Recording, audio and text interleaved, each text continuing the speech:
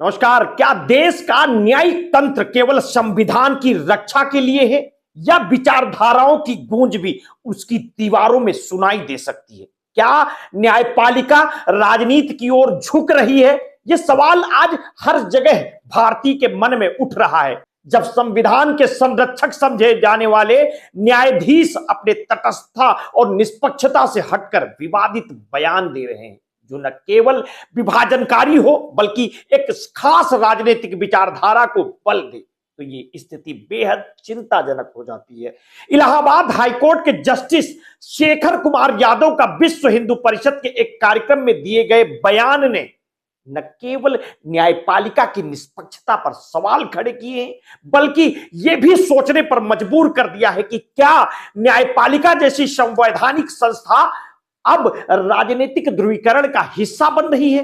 रविवार को आयोजित इस कार्यक्रम में जस्टिस शेखर यादव ने यूनिफॉर्म सिविल कोड को संवैधानिक अनिवार्यता बताते हुए कहा है कि हिंदुस्तान में रहने वाले बहुसंख्यक के अनुसार ही देश चलेगा, और यह तर्क दिया गया है कि जहां अधिक लोग होते हैं वहीं के विचार माने जाते हैं। उनकी इस टिप्पणी ने संविधान के धर्मनिरपेक्ष चरित्र और न्यायिक निष्पक्षता पर गंभीर सवाल खड़े कर दिए।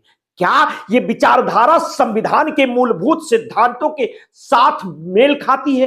क्या न्यायपालिका का यह दायित्व नहीं है कि वो हर नागरिक को समानता और निष्पक्षता का आश्वासन दे, चाहे उनकी आस्था या धर्म कोई भी हो? उनके इस बयान ने तुरंत ही विवाद खड़ा कर दिया। क्या यह बयान संविधान के उस मूलभूत सिद्धांत के विपरीत नहीं जाता जो हर नागरिक को समानता का अधिकार देता है? क्या यह न्यायपालिका के उस आदर्श से भटकाव नहीं है जो धार्मिक और सामाजिक भेदभाव से ऊपर रहकर निर्णय लेने का दावा करती है? कार्यक्रम में उन्होंने 3 तलाक, हलाला, बहुविवाह जैसे मुद्दों को गैर जरूरी प्रथाएं बताते हुए इन्हें समाप्त करने की बात कही। साथ ही उन्होंने यह भी कहा कि कठमुल्ले देश के लिए घातक हैं और उनसे सावधान रहने की जरूरत है। लेकिन जो कठमुल्ला है, जिसे कह लीजिए आप, शब्द गलत है, लेकिन कहने में गुरेज नहीं है, क्योंकि वो देश के लिए घातक हैं, बिगाड़ने वाले लोग हैं, जनता को भड़काने वाले लोग हैं, देश आगे न बढ़े इस प्रकार के लोग हैं, उनसे सावधान रहने की जरूरत है।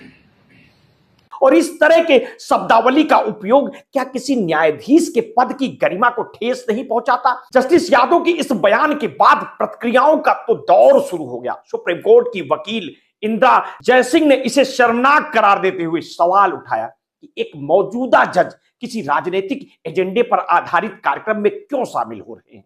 उन्होंने कहा कि यह संविधान के सेकुलर मूल्यों के खिलाफ है और न्यायपालिका की तटस्थता पर बड़ा सवाल खड़ा करती है। इस पूरे प्रकरण में ओवैसी ने भी आलोचना करते हुए इसे न्यायाधीशों की न्यायिक जीवन के मूल्यों का उल्लंघन बताया है। तृणमूल कांग्रेस के सांसद महुआ मोइत्रा ने तो सुप्रीम कोर्ट के मुख्य न्यायाधीश से स्वतः संज्ञान लेने की मांग भी रखती है, और उन्होंने कहा है कि हम अपने संविधान के 75 वर्षों का जश्न मना रहे हैं और इस तरह के बयान संविधान का अपमान है। वहीं सीपीआईएम ने भी मांग की है कि जस्टिस यादव को उनके पद से बर्खास्त किया जाए, और दूसरी ओर भाजपा विधायक सलमणि त्रिपाठी ने जस्टिस यादव की तारीफ की, बिल्कुल पुल बांध दिए। उन्होंने कहा कि जस्टिस यादव ने साहसिक सच बोला है और उनके बयान ने समाज में एक बड़े हिस्से की भावनाओं का अभिव्यक्त किया है।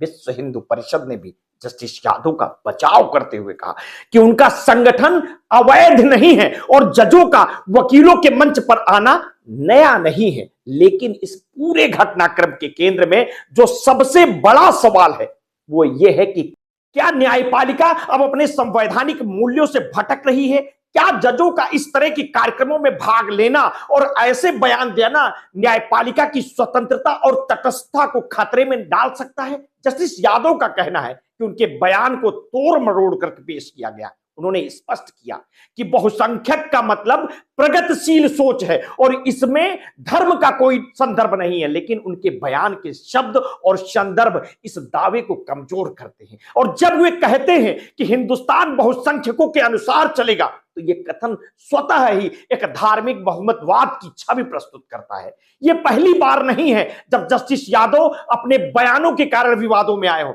इससे पहले भी वो कई बार विवादों में रहे हैं। उन्होंने गाय को राष्ट्रीय पशु घोषित करने की मांग की थी और दावा किया था कि गाय ऑक्सीजन छोड़ती है, और इसके अलावा उन्होंने प्रधानमंत्री नरेंद्र मोदी से चुनावी रैलियों को रोकने और यूपी चुनाव स्थगित करने की भी अपील की थी। सवाल यह है कि क्या जब न्यायपालिका के सदस्य इस तरह के बयान से सुर्खियों में आते हैं तो इससे आम जनता का न्यायपालिका पर विश्वास कितना प्रभावित होता है?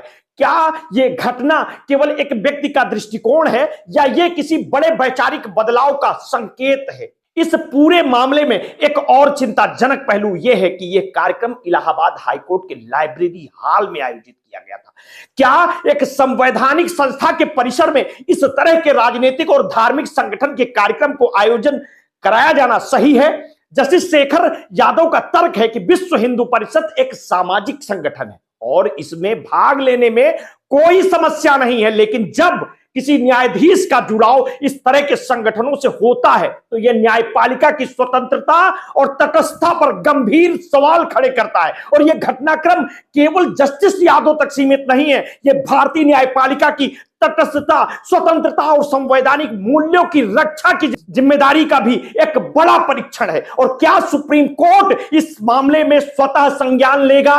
क्या न्यायपालिका अपनी विश्वसनीयता को बनाए रखने के लिए कड़े कदम उठाएगी? इन सवालों के जवाब केवल न्यायपालिका के फैसलों में नहीं बल्कि हमारे लोकतंत्र की जड़ों में छिपे हैं। और यदि इस तरह की घटनाओं को बिना किसी कार्रवाई के छोड़ दिया जाता है तो यह हमारे संविधान और लोकतांत्रिक मूल्यों के लिए एक बड़ा खतरा हो सकता है। और इस पूरे मामले को आप किस तरह से देखते हैं? अपनी प्रतिक्रिया हमें वीडियो के कमेंट बॉक्स में अवश्य दीजिएगा। आपने अगर अभी तक हमारे इस चैनल को सब्सक्राइब नहीं किया है तो तत्काल कर लीजिए, बेल आइकन दबाना बिल्कुल ना भूलिए। अपने स्वास्थ्य के प्रति सचेत रहिए, सजग रहिए। और हां, अगर आपने कभी भी कोरोना वैक्सीन लगवाई है तो समय समय पर अपने ब्लड प्रेशर की जांच अवश्य कराते रहिए। अपना ध्यान रखिए। बहुत बहुत धन्यवाद। साधुवाद।